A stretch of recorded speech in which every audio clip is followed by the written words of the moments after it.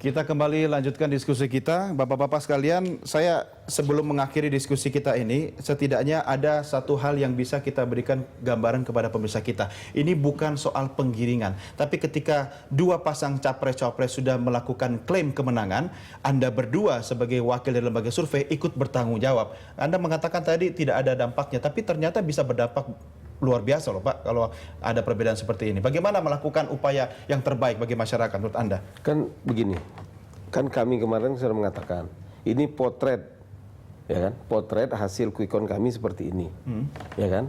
Pasangan nomor 1 sekian, pasangan nomor 2 sekian. Sekali lagi kita kembali untuk mengatakan. Berarti ini versi Puskaptis ya? Ya. Oke. Artinya kami mengatakan bahwa ini pasangan nomor 1 unggul sekian, pasangan nomor 2 sekian. Adapun yang mengatakan menang, yang boleh mengatakan menang, yang menyatakan menang, yaitu lembaga negara yang dilindungi undang-undang dan didasarkan undang-undang, yaitu KPU. Dan sudah jelas itu. Ya, oke.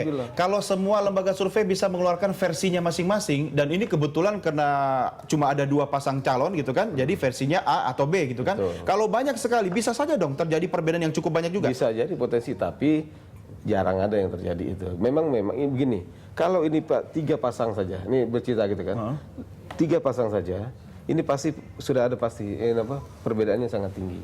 Tapi karena ini 2 pasang, ya kan, memang elektabilitas masing-masing ini sangat ketat, sehingga memang dikhawatirkan. Kami juga sudah memperkirakan bahwa perbedaan ini sangat tipis, karena perbedaan kemarin kita temukan hanya 1-2% dalam margin error. Lalu swing voter sekitar 8%. Nah, siapa yang mampu meraih atau menggait swing voter ini, mereka yang punya potensi menang. Tapi sangat tipis. Makanya memang sudah kita perkirakan bahwa akan terjadi perbedaan yang sangat tipis. Oke. Pak Husin, berapa biaya yang dikeluarkan untuk melakukan riset Pilpres kemarin ini totalnya? Riset Pilpres kami melakukan 4 kali, hampir mengeluarkan dana risetnya aja. Semua sampai hasilnya diumumkan kemarin. Oh iya, riset pengumuman itu hampir kami sekali melakukan survei itu sekitar 750, berarti 3 miliaran. Total 3 miliar untuk 4 kali survei. Terus quick count ya kita antara 750 sampai 1 miliar 250. Jadi total semua biaya yang dikeluarkan Puskaptis berapa? Kira-kira sampai quick count. Sama kira-kira 4,5 lah. 4,5 M. Ini duitnya dari mana nih Pak? Puskaptis punya duit.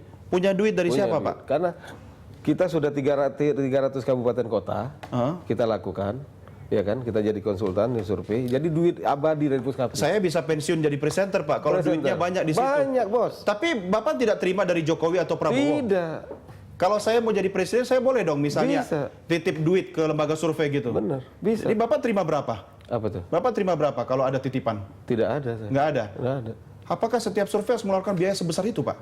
Memang begitulah adanya. Karena kita lihat, bayangkan, kita membutuhkan tenaga survei, ya kan? Se-Indonesia kita lakukan. Kalau misalnya ada sponsor nih Pak ya, kita bicara misalnya pilkada atau pilpres yang kemarin ini, walaupun tidak ada kaitannya terhadap hasil akhir, ya apakah Bapak menerima? Menerima, karena begini.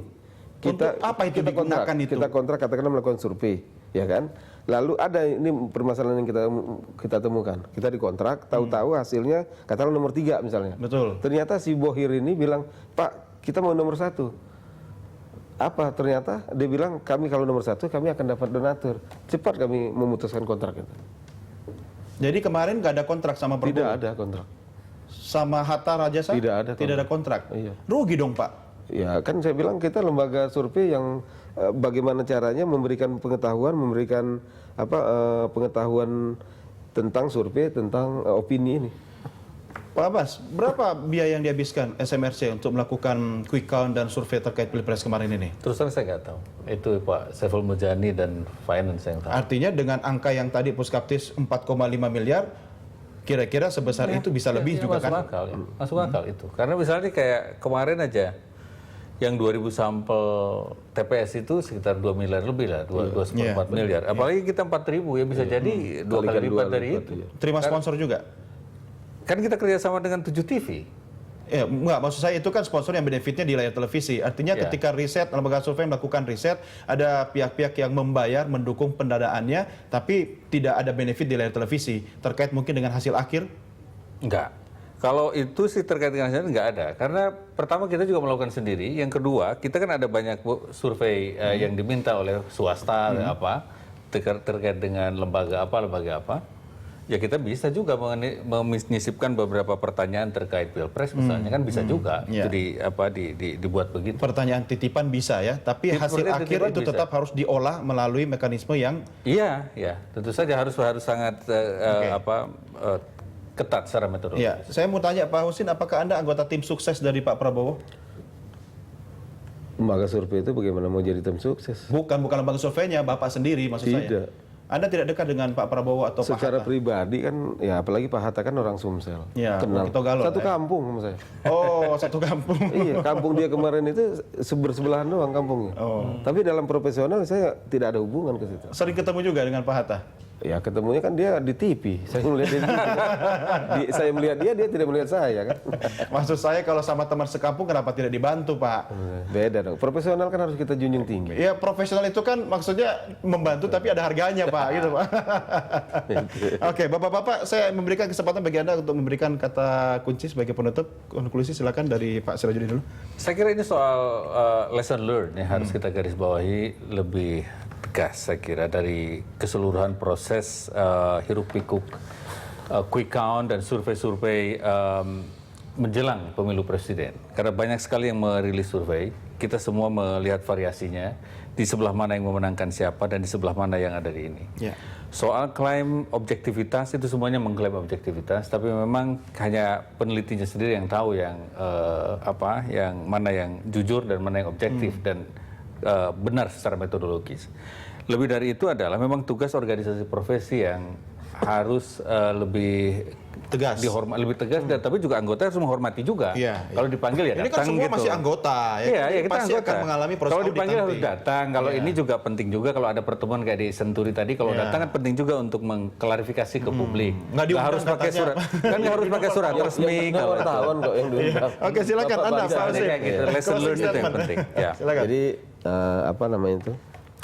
Yang namanya survei itu memang sudah ada standar. Kita mau survei di Indonesia, di tanah Arab, di Amerika, dimanapun sama. Cuman satu yang membuat survei ini benar adanya, kejujuran. Ya. Kejujuran dari siapa? Kejujuran dari surveyor, kejujuran yang menginput data dan kejujuran dari analisis. Ya. Barulah kita disebut bahwa itu kredibilitas sebuah lembaga survei. Ya. Anda sudah merasa jujur dalam melakukan survei ini? Apa yang saya lakukan selama profesi saya 6 tahun ini itu karena saya berdasarkan dengan kejujuran itulah sampai saat ini saya bisa berdiri sebagai surveyor. Oke, baik. Terima kasih Bapak-bapak sekalian. Kita akan menunggu tanggal 22 Juli paling lambat KPU akan mengumumkan hasil akhir dari Pilpres 2014. Terima kasih sudah bersama kami, Pak Abbas. Oke. Sampai ketemu lagi.